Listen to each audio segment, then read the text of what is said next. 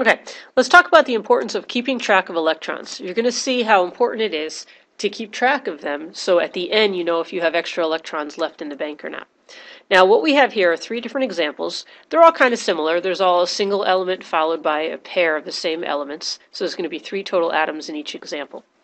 Now the first thing we do, always, is tally up the electrons that these elements are going to be donating to the pool. So oxygen donates 6 because it's in group 6. Fluorine donates 7 valence electrons, and there's 2 of them, so 7 times 2 is 14. That gives us 20 electrons that these guys are going to share amongst themselves. Now silicon is in group 4, so it donates 4. Oxygen's in group 6, so 6 times 2 is 12, because there's 2 oxygens. 4 plus 12 is 16 electrons. And finally, selenium is in group 6, so is oxygen, but there's 2 oxygens, so 6 times 2. And then add them all up, you get 18 electrons. The next step after you tally up your electrons is to pick your center atom. Now this first one is going to have an oxygen in the center, surrounded by the 2 fluorines. That's 2 in this bond, 2 in this bond. Make sure that's a single bond here. All right, let me try that again. There you go. So 2 and 2 is 4, so 20 minus 4 is 16. You got to keep track of your electrons. Now let's do the next step for the middle example. Silicon goes in the center, surrounded by the 2 oxygens. Again, that's 4 electrons. 16 minus 4 is 12 electrons. And then finally, selenium, oxygen, oxygen. 18 minus 4 is 14. So we did step 1 and 2. 1, we found out total number of electrons pooled together. Step 2, we found our center atom. And we did step 3. We connected them with single bonds and subtracted from our total. Step 4 is to figure out how many valence electrons they need to become stable for the outer guys. So this guy needs 6 more. So let's take 6 out of our pool. And now we're down to 10 electrons. This guy needs 6 to become stable. So 10 minus 6 is 4. So I've made my outer guys stable. We'll worry about the inner guy in a minute. Let's go to the next one. Give the outer guys an octet. This guy needs 6, so we'll take 6 out of our pool and give this guy, it's 8. And over here, this one needs 8, so we have to add 6 more plus the 2 in the bond, and that gives it 8.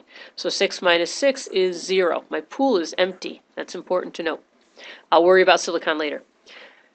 Finally, let's give this guy 6 and subtract 6 from my bank. There's 8. And then give this guy 6. And subtract 6 from my bank, and there's 2. So the next step is to make your outer guy, or your inner guy, happy. This oxygen has 2 in this bond and 2 in this bond. It's only got 4.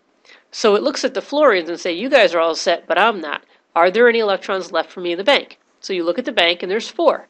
So you could put 2 here and 2 here. Then the bank is empty. That's important to know. And then you look at your picture. This fluorine is all set, this oxygen's got 8, and this fluorine's all set, and we're done. You look at this example. Here's silicon in the middle saying, this oxygen, you're all set, this oxygen, you're all set, but what about me? Are there any left in the bank?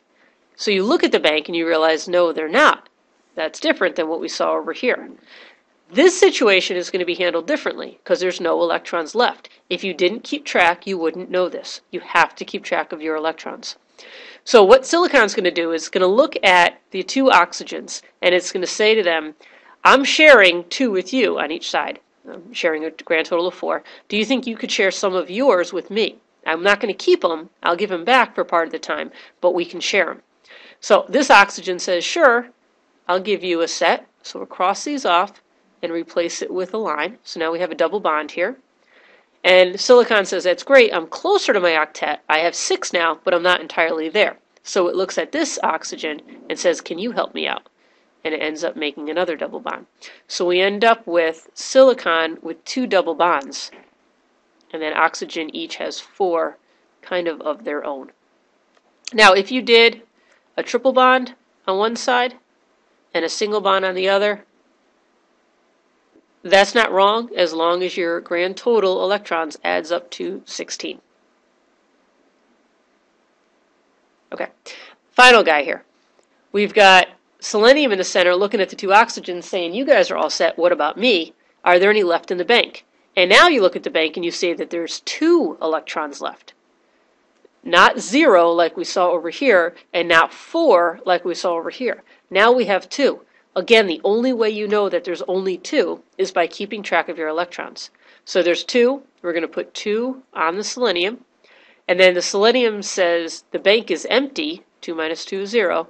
There's no more for me there, but can one of you oxygens, eeny, meeny, miny, mo, one of you share another set with me and make a double bond? So now this oxygen still has its 8, this selenium has its 8, and this oxygen still has its 8.